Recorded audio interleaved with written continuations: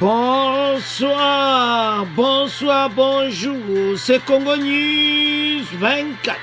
Bande Konanga, comme toujours avant de commencer notre émission, nous disons merci à Dieu. Nous disons merci à nos chers abonnés et téléspectateurs qui nous suivent partout dans le monde et en RDC. Bande Konanga, soyez les bienvenus. À la une, chers téléspectateurs, délégation de USA à Kinshasa, si prolongation de la trêve, suivez les réactions bandeko. Boko yoka réaction ndenge na ndenge, et puis boko yoka ndeni armée. FARDC bazo se préparer pe ko battre la ndenge nini parce que makamonde ezokende. Tozokende, est-ce que eza accord moko tozokende nango définitif de la paix, ou bien eza nango kaka, oyo kaka ba aventure, ou bien vraiment trêve oyo prolongation kozala respecté.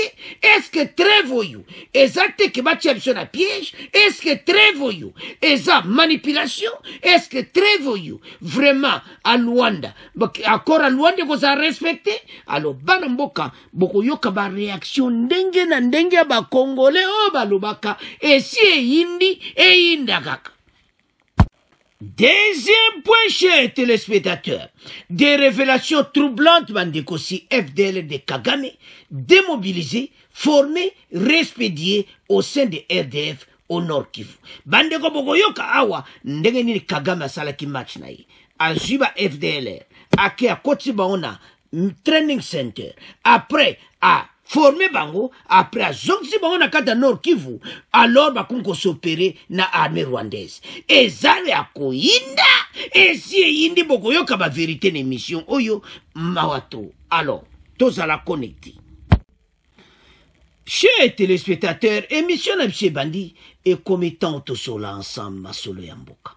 Bande kotoko bande émission na biso, avec oye yindi, la trêve humanitaire, trêve prolongée, trêve oyo américain ba yeli biso. Bandeko bokoyoka ba réaction ndenge na ndenge, bokoyoka pe ex-député oyo akoloba munobo, bandeko situation tozanango à l'est, ezosala pasi na ndenga mokiti. Est-ce que trêve oyo eza distraction? Est-ce que te bokoyoka ba congolais bakoloba? Alors, délégation des USA à Kinshasa, si prolongation de la trêve, suivez les réactions. Les États-Unis d'Amérique ont prolongé de 15 jours la trêve humanitaire dans l'est de la République démocratique du Congo. L'annonce a été faite par le gouvernement américain. Dans un communiqué signé mercredi 17 juillet, cette trêve est une nouvelle opportunité pour la paix, précise Washington dans ce communiqué.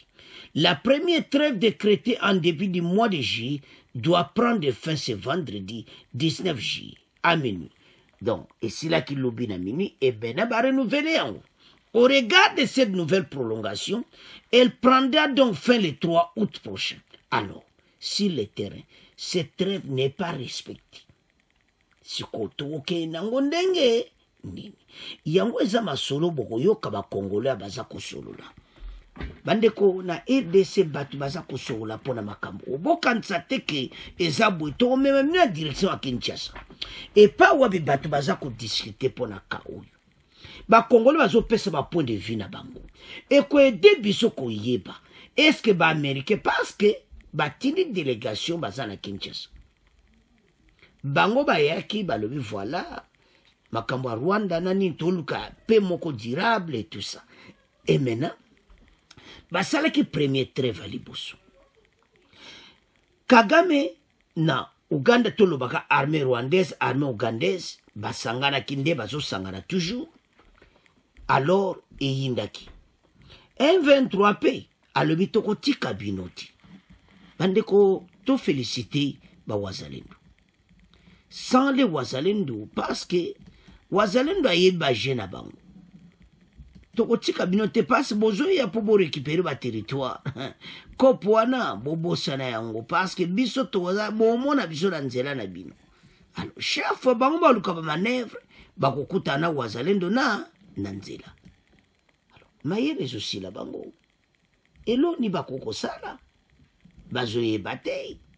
Alors biso pe bandeko na biso baye komona qu'il y a plusieurs morts ba aventure leki est-ce que ba américain makambo bayeli biso eza vraiment réalité ki pe ekokota yango biso pe ba wazalendo baza stand-by bazotala mouvement na bango nyonso na ndenge baosa ba aventure na bango ba wazalendo balobi biso bokokuta biso na nzela na bino. Et c'est très important parce que toujours vivre na temps moko il faut armer na biso bazala vraiment vigilant. OK na Nord Kivu mikolo yo ndenge toujours baso na Nord Kivu baza kolanda ba wazalendo bazala vigilant na bateau yo les ennemis de la paix parce que eloko to mona wezani situation tozanango eza situation akosaka nango te donc omona clairement ete bakosala baaventure na bango après balobi ovoile même tolingi mbala oyo est-ce que eza sincere yango ntina tomemi na émission oyo boyoka baréaction ndenge na ndenge eza vraiment très important parce que bawazalendo balali te tango bango bakoleka na nzela wana bakokuta bango ozomona bakokuta pase bango pe baza miso ya kofungwama tokotika bato boye te soki te tokosambwa bokomona penake bato na est basali baaventure na bango alo biso so tozali kidiba mais eloko eza esengo ezaki bato baza kidiba te bazolanda makambo nyonso baaméricain batindi bato na bango mission na bango nde baye wana eza basola na faci na Kagame bazosola mpo na rencontre na bango mibale mais rencontre wana bandeko bazoloba aclair ezalaki armée rwandaise bakite le sol congolais wana ekozala kitoko mais soki armée rwandaise bakiti ti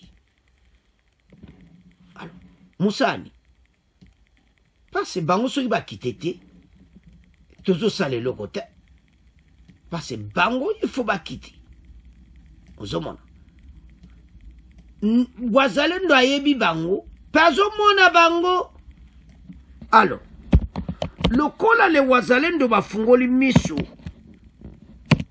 baza komona la présence na bango kuna baza mal à l'aise bandeko bokoyoka bandeko me bakoloba ke parce que wazalendo alobi biso pe etali biso te batreve wana biso fo tobatela mboka tofélicite bagene bana mboka baza mayele moko basilisi baaméricain mayele parce baaméricain bagene na bango ezalaki kake armée parce na ka mwa mikolo ils ont eu des villages alors sikoyo mena vérité eza te est-ce que vraiment ekozala bongo toyoka nanu ndenge bazosolola toyoka réaction ya bakongolais toyeba soki baaméricain bazosala makambo ya solo parce bokoyoka ndenge na ndenge tolanda d'abord ex député Munobo après toyoka bakongolais bakoloba silo ya lobi match eza mobulu tolanda débat oyo bongo to avancer eza donc à peu près 10 minutes. Maître Juvenal Mounoubo, je rappelle que vous êtes avocat, député national honoraire et analyste des questions de l'Est de la RDC.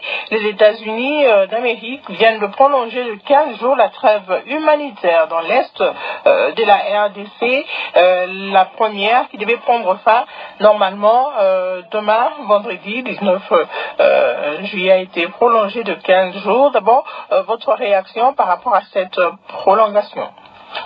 Merci beaucoup, Madame Kelly, pour l'invitation. D'abord, il faut dire que cette crise qu'il y a à l'Est a des conséquences. Notamment sur le plan humanitaire, parce qu'il y a de nombreuses personnes déplacées, des déplacés internes. Les organisations humanitaires font une estimation autour de plus de 7 millions de personnes déplacées. Depuis le début de cette année, c'est 738 000 personnes déplacées. Et donc les conséquences sont là, sur le plan humanitaire, sans compter évidemment ce qui meurt dans les affrontements des civils. Raison pour laquelle il y a cette idée de trêve humanitaire, l'idée qui vient de la communauté internationale et qui a été acceptée par les différentes parties sur terrain. Une trêve humanitaire, ça veut dire cesser les hostilités, les temps pour les organisations humanitaires d'intervenir, c'est-à-dire apporter l'assistance en vivres et non vivres, là où il n'y a pas de camps, les installer, etc. Alors, mais malgré ça, les souffrances sont toujours là, parce que dans la zone de Kanyabayonga, Kirumba, il n'y a pas de camps de déplacés, et donc beaucoup de personnes déplacées vivent dans des familles d'accueil, et c'est déjà un poids sur ces familles qui n'ont pas assez de moyens. On connaît les contextes économiques. Alors, on est dans une situation où, d'un côté, il y a notre gouvernement, le Congo, les Congolais, nous faisons face à une agression et nous demandons à la communauté internationale de nous aider à vaincre cette agression-là. Et c'est d'ailleurs la communauté internationale qui nous a donné des preuves que voilà, le Rwanda nous agresse. Donc ce n'est plus une question de spéculation ici. Et de l'autre côté, on a cette même communauté internationale, la région qui fait partie de cette communauté internationale, qui pousse vers une solution diplomatique. Et là, on parle du processus de Luanda, du processus de Nairobi. Nairobi est vraiment en veilleuse, hein, il faut le dire ici. C'est le processus qui devait mettre sur une table les gouvernements congolais et des groupes armés, avec cette exception que Kinshasa avait estimé que ce n'était pas question pour la M23 d'être convié aux discussions à Nairobi. Et Luanda qui devrait amener vers un tête-à-tête entre le président Tshisekedi et son homologue Paul Kagame. Alors, on est donc devant cette situation où le gouvernement cherche à se débarrasser, le Congo cherche, la FRDC cherche à se débarrasser de cette agression qui ne fait que prendre du terrain, avancer vers le nord maintenant là, Kirumba et maintenant c'est sur Lubero. Et de l'autre côté, cet agenda, l'approche diplomatique. De plus en plus, on parle de la relance de Luanda parce qu'il y a eu un temps mort qui s'est écoulé. À un moment donné, on était presque proche à cette rencontre entre Tshisekedi et Kagame. Et voilà, il y a eu un temps mort, un nouveau gouvernement est arrivé. Et maintenant là, l'idée c'est de voir comment relancer Luanda. Alors, quelle peut être la solution? Est-ce qu'il faut continuer à considérer la solution militaire comme la solution? Ou alors il faut saisir ce moment ici, une trêve humanitaire, et finalement la transformer en une trêve pour la paix, quoi. C'est-à-dire obtenir un cessez-le-feu. Moi, je crois que, de par ma petite expérience comme acteur politique, ancien député, membre de la commission de défense, ancien rapporteur de la commission de défense, je pense que le gouvernement congolais a tout intérêt à saisir ce moment ici pour pousser vers l'approche diplomatique, c'est-à-dire arriver à relancer effectivement, avoir relancé effectivement les processus de Luanda, et peut-être un tête-à-tête entre le président de la République de la RDC, Félix Tshisekedi, et Paul Kagame, ce qui permettrait d'obtenir un cessez-le-feu, de le constater sur terrain, de faire le désengagement, c'est-à-dire d'obliger les M23 à se désengager. Il faut un plan de désengagement, un plan de retrait des éléments du M23, et ça serait peut-être un pas vers la fin de cette rébellion. Mais comment saisir cette occasion alors que sur les terrains, la trêve n'a pas été respectée par les groupes armés et même le M23? Alors l'attitude du gouvernement congolais, ça doit être l'attitude de tout pays qui fait face à une agression. Donc on ne peut pas interdire au gouvernement de la RDC de renforcer ses positions militaires, parce que nous sommes face à une agression. Il s'agit là d'une légitime défense sur le plan international, et donc il faut renforcer la présence militaire. Il faut aussi, par exemple, sauver Walikale, parce que Walikale est en danger aussi. Au niveau de Mouesso, là-bas, il y a les M23, cette coalition d'agresseurs qui cherchent à entrer dans les Walikale. Je sais que le gouvernement travaille avec le Wazalendo. Il y a le groupe MDC qui est de ces côtés-là. Et donc, personne ne pourrait interdire au gouvernement de renforcer ses moyens de défense, que ça soit sur ces fronts. Est-ce que cette prolongation est opportune, Maître Mounobo? En apparence, c'est une prolongation. D'abord, la trêve, en apparence, c'est pour parce que déjà, la première là, elle n'a pas été respectée, ce qui n'a pas permis aux organisations humanitaires d'accéder facilement aux zones où se trouvent des dizaines de milliers de déplacés. Moi, je considère cette trêve vraiment comme une opportunité pour arriver à conclure quelque chose sur le plan cessez-le-feu. Parce que quand il y a eu la première trêve, il y a eu aussi des spéculations. Les gens ont dit, voilà, les Américains proposent ça parce qu'au Rwanda, il y a l'élection de Paul Kagame. À un moment donné, on pouvait tenter de penser que c'est ça. Mais avec la deuxième prolongation, moi, j'estime que c'est une opportunité quand même qu'on donne. Il faut alors un sursaut, et du côté de Kinshasa et du côté de Kigali, pour que on puisse avoir cette rencontre à Luanda et relancer le processus. Et donc, moi, je crois que ça n'a pas été respecté, et rien ne prouve évidemment que cette nouvelle trêve sera respectée. Mais si la trêve humanitaire n'a pas été respectée, ça reste possible qu'on aille directement vers un cessez-le-feu définitif et qu'on mette fin à la guerre. C'est à ce niveau-là. Et donc, je pense que c'est dans l'intérêt du gouvernement congolais. Par un dialogue directement.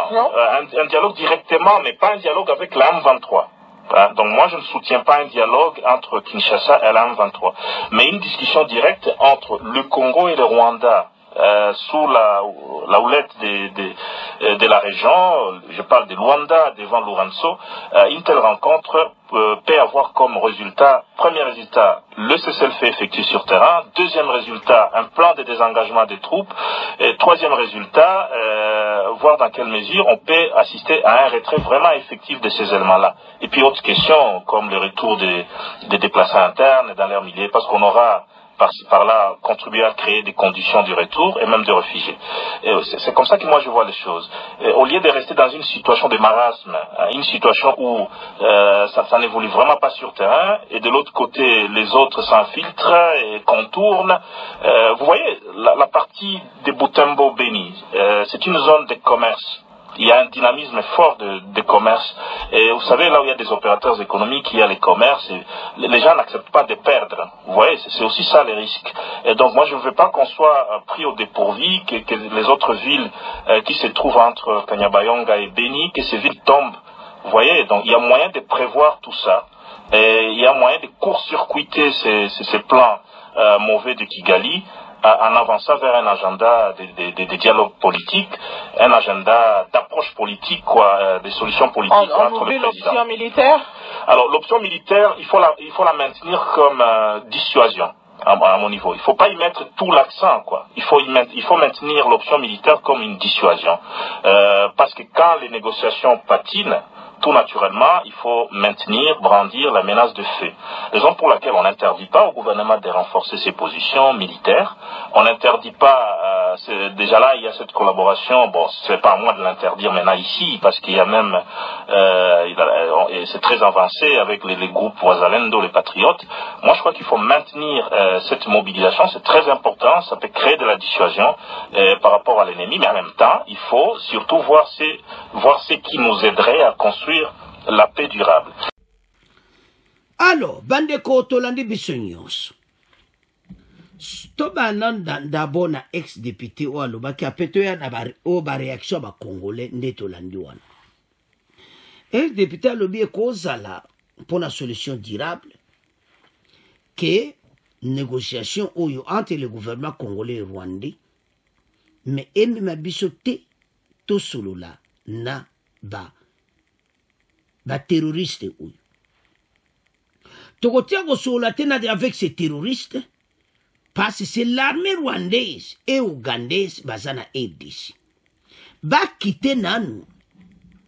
Soki bango ba kite wana masolo eko betama ndenge mususu. Mais soki bango ba kite te donc ezamawa. Ezo senga ke bango va quitter le territoire congolais. Après makamusu ndenge akora Luanda lobi ya tolo ba Lourenço il va jouer rôle wana. Mena soto landi wana soko tali ezaki d'abord 15 jours babaki 15 jours ponani. Ba musunde ba kanisa ki opone élection ezaki na Rwanda et tout ça basala ki trêve wana et tout ça. D'abord élection à Rwanda. Ba Américain binde bozawana boye na RDC. Est-ce que na élection à Kagame bokendeki? Eza moko ba signe oto zomona ki batu baza batu mabe et pas nso batinda ki ba observateur et pas Kagame batinditi. Voilà qu'entre parenthèses. Tout le monde a un dossier. Et maintenant, Babaxi, 15 jours, et qu'aussi là le 3 août.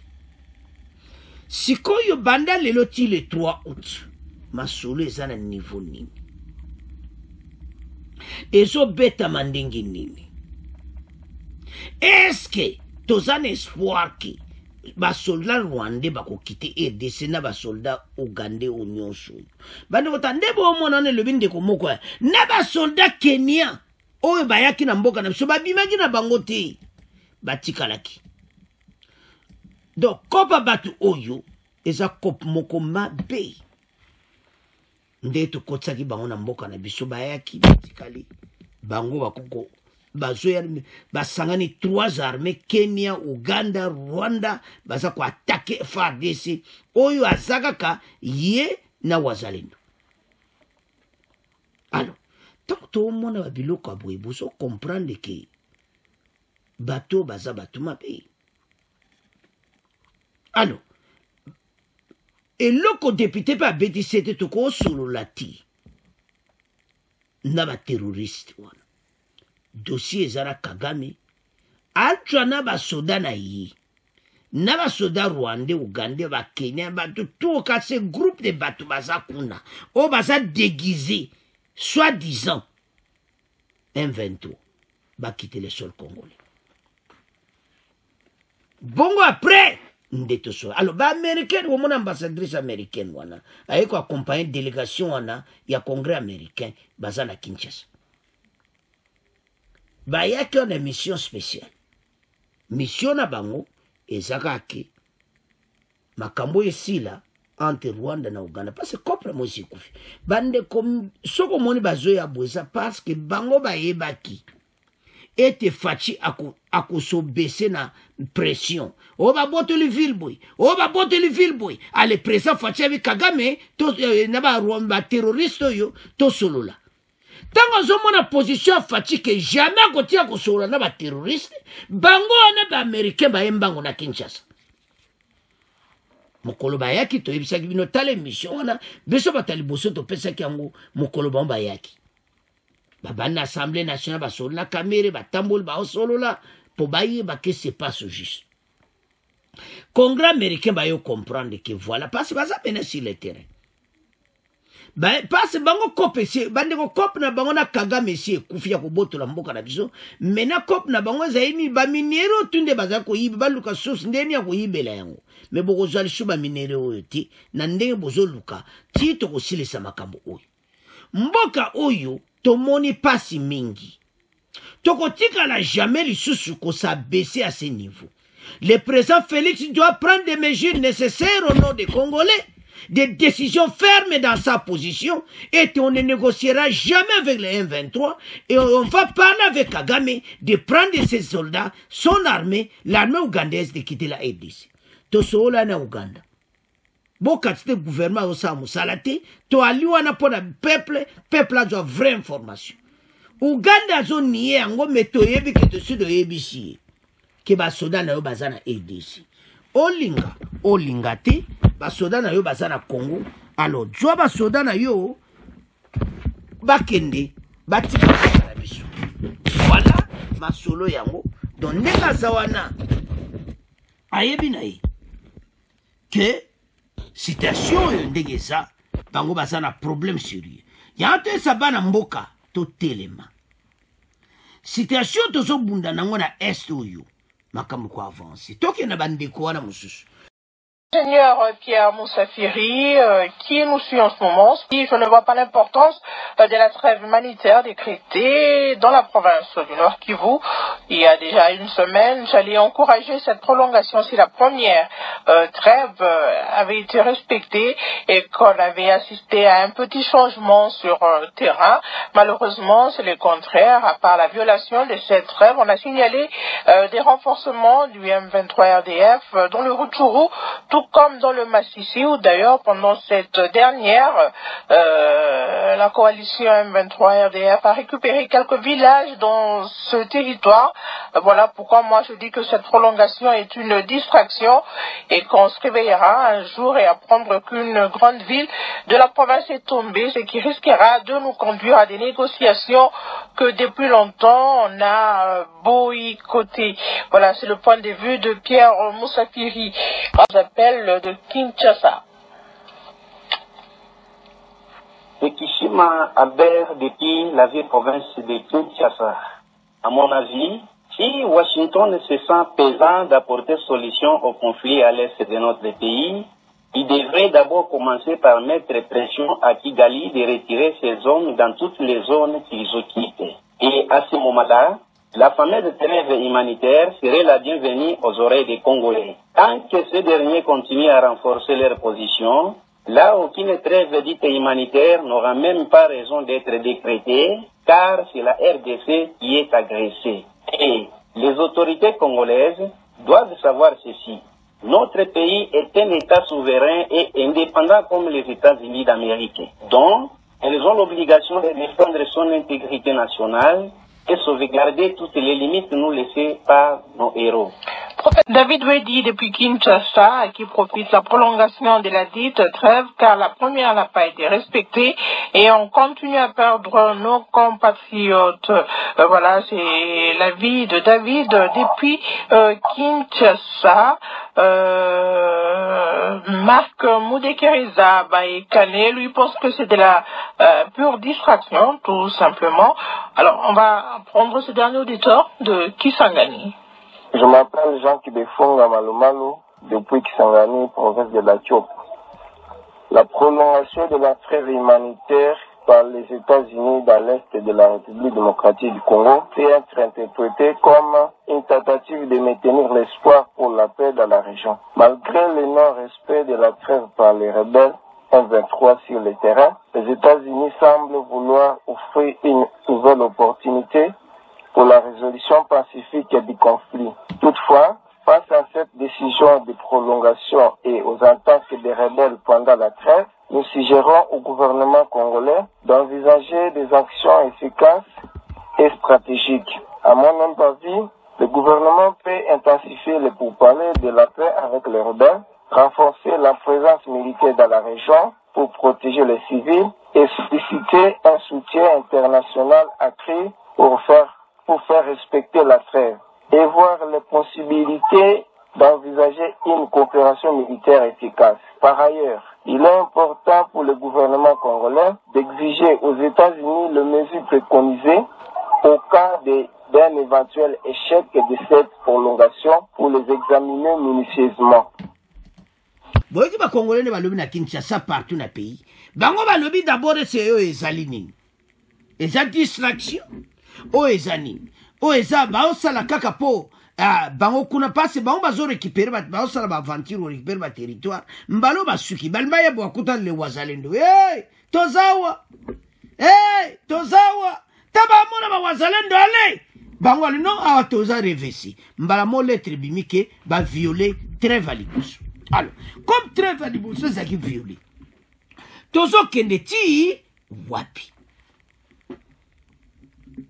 Chers téléspectateurs, tout ce makambo très sérieux. Situation de ce parcourir na Est, et je sais que Congolais font la mission. Très clair que nous sommes attaqués, et ce pays, il faut toute la liberté na biso, et puis tout ça pays, bon de comme ça, le tout ça pays, tout ça souveraineté na biso. Ba Américain ba ko ya ko imposa ka biso makambuti. Président Félix ba Américain ba ko ya ko imposa ka yo makambuti. Yo loba au nom peuple congolais, zala na position zanango et vous ne négocierez jamais avec ces terroristes M23. On va parler avec Kagame, ce n'est pas une négociation, mais pour dire à Kagame de prendre ses soldats, va quitter le sol congolais na armée ougandaise. C'est ça. Mais les Congolais ont une réaction là-bas. C'est clair. Mais et l'autre biso de ntolo ba ozani. Kagame a sala ba plan au Kalabande ko tozo na deuxième point. ba FDLR wana nzoka nde amakambo alobaka na ye wana oya bambelaka biso ye mo mutasala bango tatoyu vérité bimilelo de vérité troublante mais toujours ya wana deuxième point eza ya koyinda yebisa baningo baarbe yebisa boya noki po boya oyoka bavanti Kagame asala na ba FDLR eza mawatro bokoyoka ba vraie vérité. Alors bana mboka citation toza nango eza que ba congolais baza na doute na trêve oyo parce que trêve à liboso ba respecter te ba récupérer des villages bongo trêve oyo mibi parce nde baza bazo bouger te bavandi mais bazo se renforcer en armes et en munitions bazo se renforcer ezokota wapi na Bunagana ezo na armée Uganda aokotisa mpasi kote ya Rwanda nzela Nyiragongo nzela ya bakote wana bakotaka na Nyiragongo kuna deja Kibumba eza ya kobeba parce que bawazalendo baza partout na kati ya frontière bazomona bango tellement que kuna eza ya koyinda mwe bakota lisu nzela Kibumba te bakomise le route bakomo kota na Bunagana bakomo sala long trajet bakokota na Uganda na Bunagana sikoyo ntango tootala babiloko oyo ese trêve humanitaire oyo ndenge bandeko na balobi est-ce que vraiment eza respecté si ma trêve humanitaire eza nini bandeko mosusu balobi ke ekokoma pepe odira pepe balobi ke guerre pe esili nango guerre esili siko baterritoire wana FARDC okene direct bana ba territoire na kovanda bango babima to respecter accord à Luanda okoma bande kona makamu nyonso ba accord ezali Fachi azaki très prudent très sage ya ko signer accord de Luanda Kagame regretanda a signé accord wana place oyo kabao mayele sila alors maintenant ba terroriste oyo soi-disant les 1-23, les AFC, de tous ces gens-là, Oyo bateau a pepirdo bazakota nangawana. Tous ces gens, bah, commis devant un problème, parce que bango bazo ni akora wana. Bazo senga basola, fatia bako sola na binoti. Citation to se retrouver dans souke zaboui, pour te clôturer premier point. Soit eza na nkande bandeko balobi ki bazo l'exceptionnel et puis soit que ba armée rwandaise va quitter le sol congolais na Uganda chose utile l'autre kozala. Qu'est-ce qui va se passer après le 3 août et kozala la guerre? Président Félix aza ko miner pe terrain na yi bango pe kuna bazo miner terrain na bango mais baye ba ki bazana kata ndako mutu nkolonda kumtaiba kwenyo sandaku na yi eloko bazo bosana baomba kosa ba renfort na bango me ya biso tato osala nebi kwanda kunanga nyonso ba wazalendo baebi zamba wana koleka même FARDC ba wazalendo baebi zamba wana na nenga muketi alors bayeba eti oye kosala mapre wana eza somo parce que Fachi bolandaka na émission mo to salaka 10 jours semaine passée Fachi a ordonné mes tank militaire et il y a evreto zanangwe belé soto wanangwe belé to koti na terrain nana likolo to bombarder to gayengero ba congolais baza pour ba trêve soko la ni ba congolais nyoso balina mo ba trêve te baza na besoin kaka ya guerre to kene kaka po ba respecter biso to benga na bango to récupérer mboka na biso. Mais il y en a qui doutent et cette guerre on to ko gagner mais tout ça sabino ki ce qui le guerre na Rwanda biso to ko gagner to za ba nkolo ndako bo koti na kata ndako nanga oyibi akwa ndako nyoso ngamo nkolo ndako muto na yebi alors to komo tika premier point na bino to komo kende na deuxième point ezaya ko inda esi indi. Chers téléspectateurs, to komi na deuxième point na biso Des révélations troublantes, FDLR de Kagame. Démobilisé, formé, réexpédié au sein de RDF au Nord Kivu. Bandegonde bozomona kanwana Royezek Training Center ezana Kigali. Bandeko ba yebi Kigali bakuyeba Training Center wa tuchi. Réintégration des ex-combattants du FDLR, Bangoana, Tambaye, Bakoti, on a Training Center. On a très bien. Chose oyo, na évité pas na sope ba yebi na bango, parce que citation yo, et comme nango polele boko yo, kaboye ke biso ya kanaba preuve. D'abord, wapi fare kenda wapi. Totu na ba Congolais na pokwa lelo. Forces armées rwandaises et Kenda Wapi avant comme RDF. Des phares au FDLR, l'incroyable histoire de la défaite et de la disparition des forces armées rwandaises. On a très bien. Livre oyo soko tangi yango même na katia. Amazon livre oyo nsongonde o mona ngwana. Titre to titre Rwanda de phare au FDLR. Soma livre no tanga ou comprendre ba révélation ou ezawana. Situation ezamubulu. Le président Rwanda a travaillé le sakanate a planifié makambo déjà bandakala. A jiba FDLR wana bozo mona na côté gauche ya photo. A même on a Rosek Training Center a formé bango. Alors, Azaki tressage a comme dans quatre armées rwandaises ou wanezalaka forces armées rwandaises fa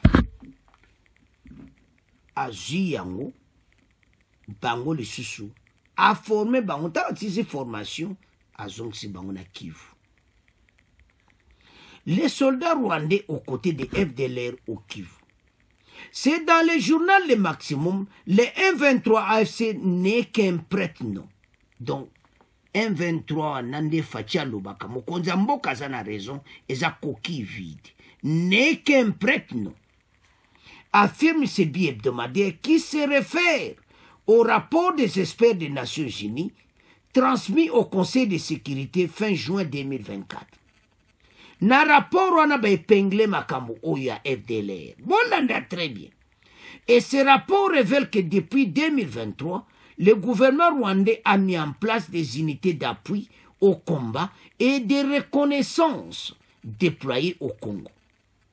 Au départ, on peut lire en effet dans le Maximum, ces unités avaient intégré 250 anciens combattants de FDLR Foka démobilisés et rapatriés afin d'être envoyés dans différents centres de démobilisation, formation, puis réexpédiés pour opérer au sein de l'armée rwandaise dans les petits Nord Kivu. Ah, Nzambe Nangai. Bande kwezo sala pasi. Lelo ba vérité bimi. Que forces armées rwandaises et oh lelo comme RDF et Kenda Wapi. Yango anande. FDLR, Yango Andende Phare, Forces armées rwandaises. Ndega bomondenge zawana titendo wa kumi Rwanda de Phare FDLR, kende luka livra na tanga yango, ezali bandeko, na kati meme ya Amazon. O to revele bino ba révélation moko kosakanati. Ntango bakbandi yango makamwa, quand ils ont fait tout ça, bazaki na plan moko déjà fait. L'incroyable histoire de la défaite et de la disparition des forces armées rwandaises. Les forces armées rwandaises phares avaient été créées en 1960 par la Belgique qui, à qui l'ONU avait confié la tutelle du Rwanda. Le pays traversait alors une période de turbulence consécutive de la révolution sociale en 1959 et revendication à l'indépendance. Alors, jusqu'à ce que les phares seront défaites en 1994 par le Front patriotique rwandais, FPR, une rébellion venue de l'Ouganda et soutenue massivement par ces pays. Donc, l'armée rwandaise Farwana, bazaki défend la Front patriotique Ouganda. bazui défaite. Alors maintenant solution ezali mosuti.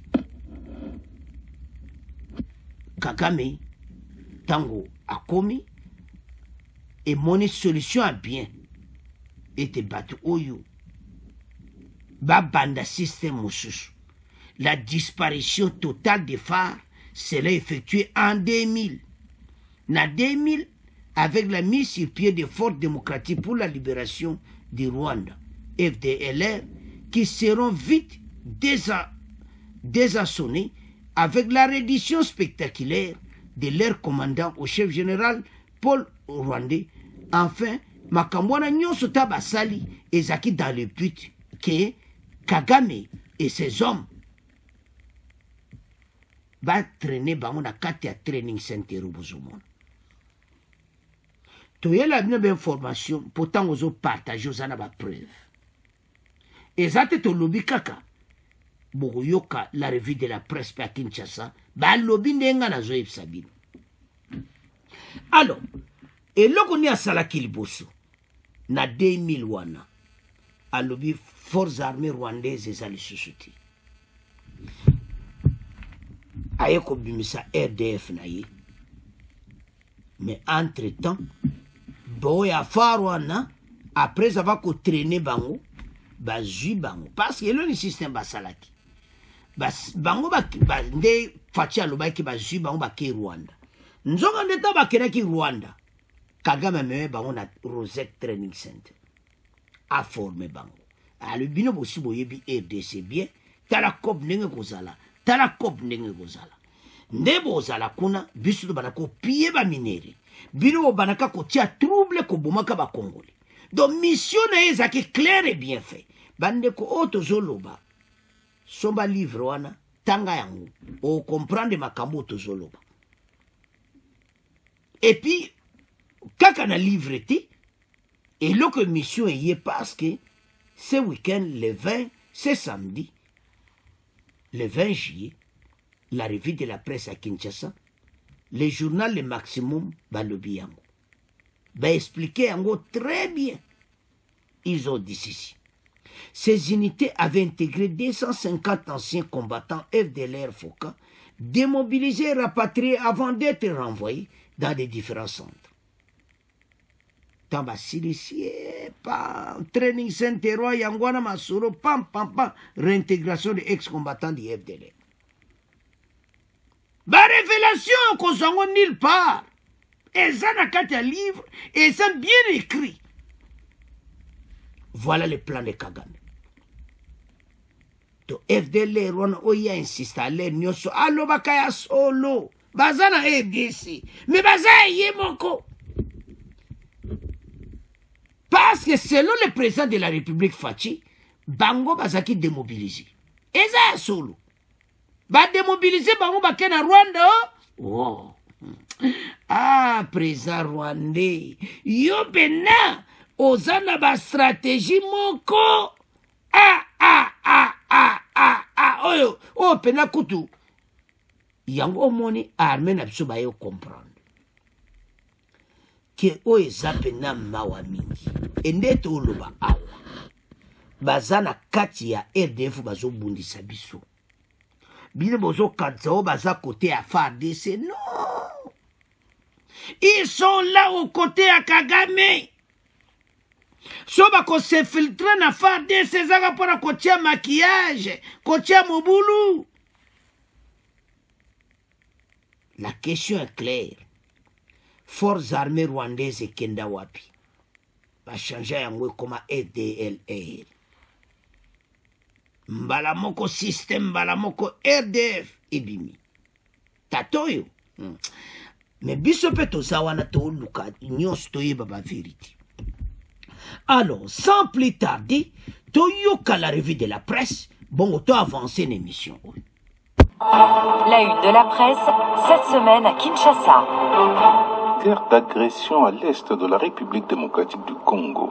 Les RDF M23 ont enterré la trêve humanitaire. Le quotidien Le Phare accuse l'armée rwandaise et ses supplétifs du M23 d'avoir violé plusieurs fois la trêve négociée par les États-Unis d'Amérique pour 2 semaines, soit du 5 au 19 juillet. Cette coalition du mal s'est lancée dans une campagne visant la reconquête de nouvelles localités dans les territoires de Lubero, Rutshuru, Masisi et Nyiragongo, on peut lire dans ce journal. Soldats rwandais aux côtés de FDLR au Kivu, c'est dans le journal Le Maximum. Le M23 AFC n'est qu'un prête-nom, affirme ce bi-hebdomadaire qui se réfère au rapport des experts des Nations Unies transmis au Conseil de sécurité fin juin 2024. Et ce rapport révèle que depuis 2023, le gouvernement rwandais a mis en place des unités d'appui au combat et de reconnaissance déployées au Congo. Au départ, on peut en effet lire dans Le Maximum, ces unités avaient intégré 250 anciens combattants FDLR FOCA démobilisés rapatriés avant d'être envoyés dans différents centres de démobilisation-formation, puis réexpédiés pour opérer au sein de l'armée rwandaise dans le petit Nord Kivu. Alors, Bandeko, Tolande Bissognon sur la revue de la presse. Des soldats rwandais aux côtés des FDLR au Nord Kivu. C'est dans le journal Le Maximum. Donc les FC en bozo que ça n'ont qu'à moi kombo mo kakabati qu'on fatia lo bakeza kokivi. Alors maintenant il a sa tressage a bakomi kuna a formé bango et maintenant situation tous a emmené comme nini. Que tozo bunda fa de sa zo bunda na ba armée belé. Donc, armée rwandaise de Zawana, armée Ouganda Bazawana, batu pe à Kenya, au Bahia, bakenda na bango batika biloko mususu, batika basoda mususu. Balate muka uniforme ya armée rwandaise. Balate uniforme ya, soi-disant, batu oyo. Alors, bandeko makambo za minene. Ya ontina tozolo bake batu yo, Congolais fa fungola miso. Et maintenant, comment on a la révélation à Boui? Que Kagame d'abord a changé qui fait aux armées rwandaises et comment qui nango FDLR yangwana a entraîné bango na training center a tindi bango na le petit Nord Kivu baza ko bunda pour le moment. Do basi ba yeba na bango ba wumeli na kati ya Nord Kivu. Ils savent tout. Donc ba minero na ba piaka. FDLR azana kata chaîne de commandement. Donc FDLR wana zana kaka prétexte à Kagame. Sikoyo ye Kagame azui yango yeko bambela ngo RDC que voilà FARDC baza ko travailler na ba FDLR. Alors, ba révélation bweza to partager yango pour Congolais nyonso azala yango, Congolais comprendre nzoka nde ezabui. Ces systèmes est préfabriqués. Yemo Kagame a fabriqué yango très bien. Aebisi gouvernement congolais botindelanga bango baya na Rwanda. Balongwa na EDC. Biso to kansaki keza rapatriement? Non. A même bango dans un training center. A formé bango sous koleka. Allez, maintenant, bango nyonso bakomi RDF na Nord Kivu. Ba FDLR kuna bazalaka lisusu ti. Obino bozo lukaka ba FDLR on évite so ba uta wapi les aventures ya Kagame. Bien préparé, bien organisé et maintenant voilà où tozo vivre. Chers téléspectateurs, tout élément.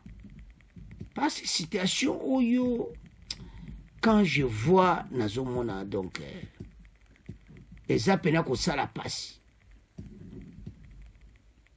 Les FDLR ne kaka bazawa ne bozo mona bango na côté gauche.